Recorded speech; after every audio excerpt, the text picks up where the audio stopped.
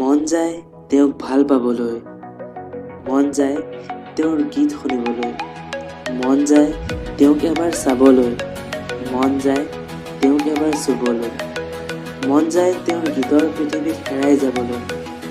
ঠিকেই ধৰিছে, মই কম আজি যুৱ প্ৰজন্মৰ হাৰ্টথ্ৰব জুবিন গাৰ্গৰ কথা, যাৰ নামেই পৰিচয়, যাৰ গীতেই পৰিচয়। নমস্কাৰ বন্ধুসকল, আপোনালোকে চাই আছে চুনমণি ক্ৰিয়েশ্যনছ। মই চুনমণি আপোনালোক সকলোকে মোৰ চেনেললৈ স্বাগতম জনাইছোঁ। চ' পলম নকৰি আহক আজি আমাৰ ভিডিঅ'টো আৰম্ভ কৰোঁ।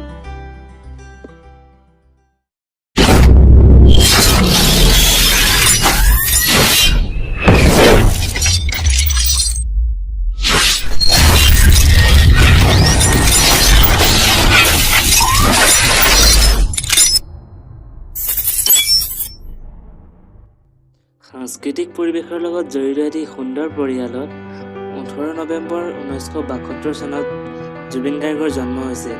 তেওঁ সৰুৰে পৰা সংগীতৰ প্ৰতি আকৰ্ষিত আছিল।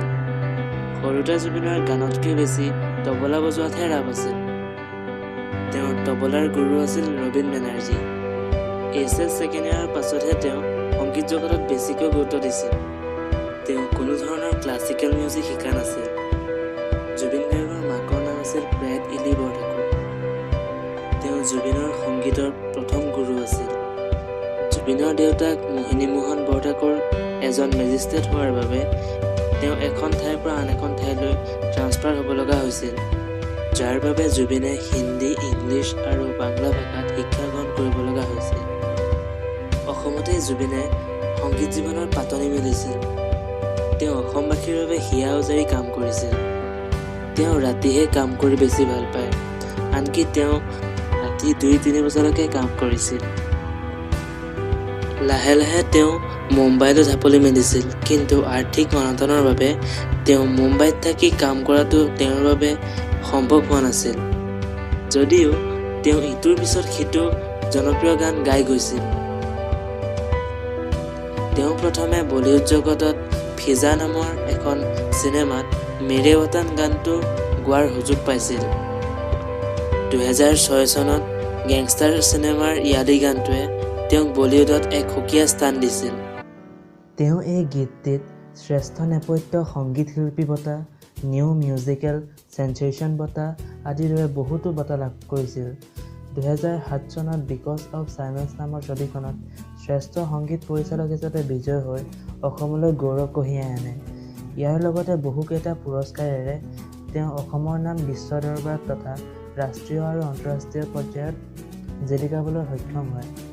1992 চনত জুবিন গাৰ্গৰ অনামিকা এলবামটিৰ পৰাই তেওঁ অসমীয়া সংগীত জগতত ওতঃপ্ৰোতভাৱে জড়িত হৈ পৰে। আহে বানাহে ঘুমতি আহি বাৰাতি সপোনকে লৈ থাকে বা নাথাকে শাওনৰে ঢল তুমি মৰমৰে লৈ দুপাখি মেলি সমীৰে আহি দিয়ে বাণী দিয়ে ফাগুনৰে। জুবিন গাৰ্গৰ জীৱনটো অতি দুখেৰে ভৰা।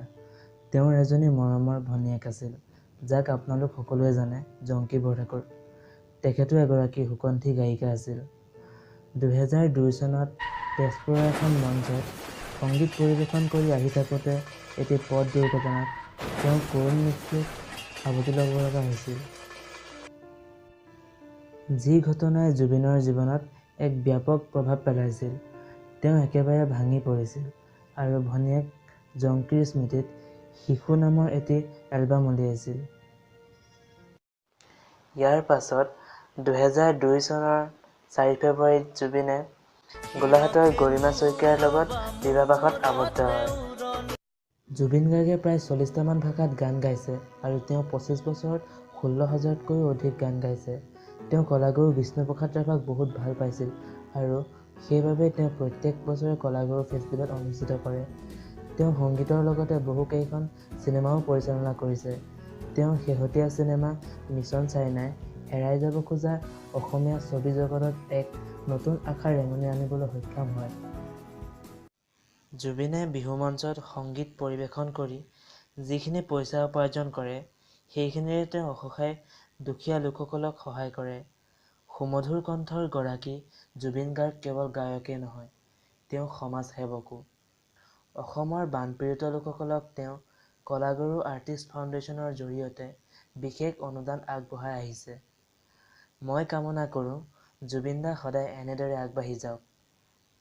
বন্ধুসকল, যদি আপোনালোকে জুবিন দাক সঁচাকৈ ভাল পায় তেন্তে এই ভিডিঅ'টি লাইক আৰু যিমান পাৰে সিমান শ্বেয়াৰ কৰক। লগতে মোৰ চুনমণি ক্ৰিয়েশ্যন চেনেলটি ছাবস্ক্ৰাইব কৰি বেল আইকন প্ৰেছ কৰি দিব, ভিডিঅ'সমূহৰ ন'টিফিকেশ্যন পাই থাকিব।